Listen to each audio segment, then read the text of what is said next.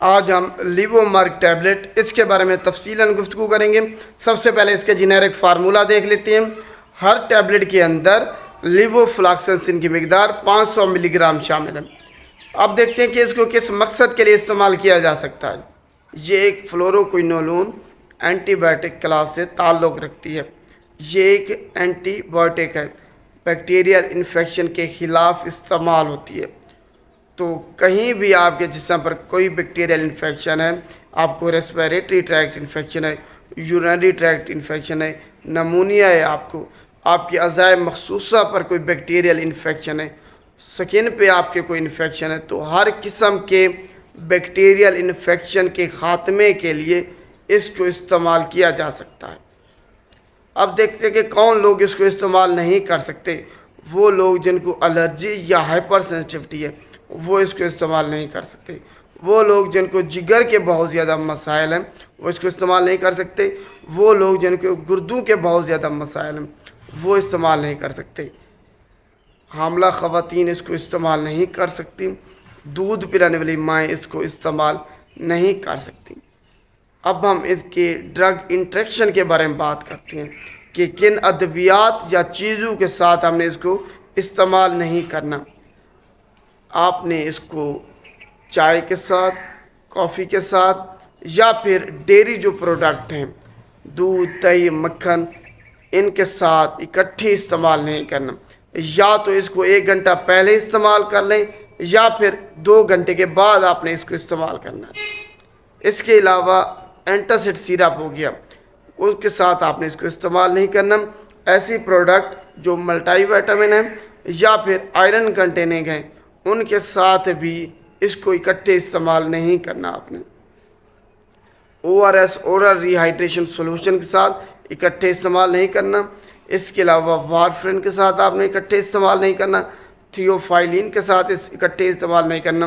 ڈائجاکسن کے ساتھ اکٹھے استعمال نہیں کرنا۔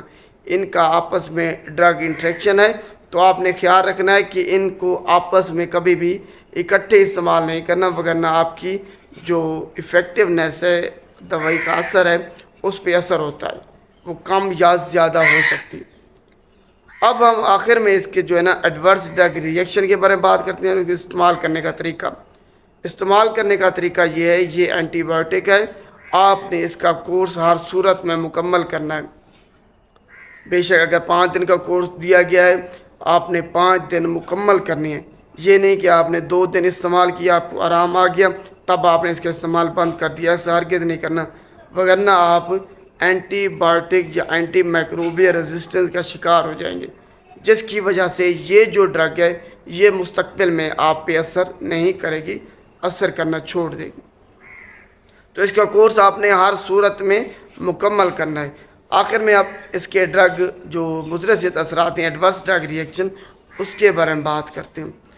خطرناک جو اس کی ایڈورس ڈرگ ریئیکشن رپورٹ ہیں وہ یہ ہیں، یہ ٹینڈن جو ہے آپ کا وہ رپچر ہو جاتا ہے اس سے، جس کی وجہ سے آپ کے جوڑوں میں بہت زیادہ شدید درد ہوتا ہے۔ اس کو استعمال کرنے کے بعد پیریفرل نیروپیتھی وہ ہو سکتی ہے، اس میں اضافہ ہو سکتا ہے۔ جو شوگر کے مریض ہیں ان میں ہوتی ہے پیریفرل نیروپیتھی کہ جو نرو اینڈنگ ہیں ان کی وہ ڈیمیج ہو جاتے ہیں، جس کی وجہ سے بہت زیادہ درد ہوتا ہے۔ اس کے علاوہ جو CNS ہے اس پہ یہ اثر کرتی ہے اور مسل ویکنس کا بھی سبب بنتی ہے۔ اس کے علاوہ آپ کو ہائپوگلائسیمیا ہو سکتا ہے، پیٹ میں درد ہو سکتا ہے، وومٹنگ آ سکتی ہے، آپ کے سر میں درد ہو سکتا ہے، آپ کو تیزابیت ہو سکتی ہے، گیس ہو سکتی ہے۔ اس کو استعمال کرنے کے بعد آپ کی بینائی متاثر ہو سکتی ہے، سننے کی صلاحیت آپ کی متاثر ہو سکتی ہے، آپ کو اس سے جو آپ کے بلڈ لیٹ کاؤنٹ ہیں وہ کم ہو سکتے ہیں۔ تو یہ اس کے ایڈورس ڈرگ ریئیکشن ہے، مضر صحت اثرات۔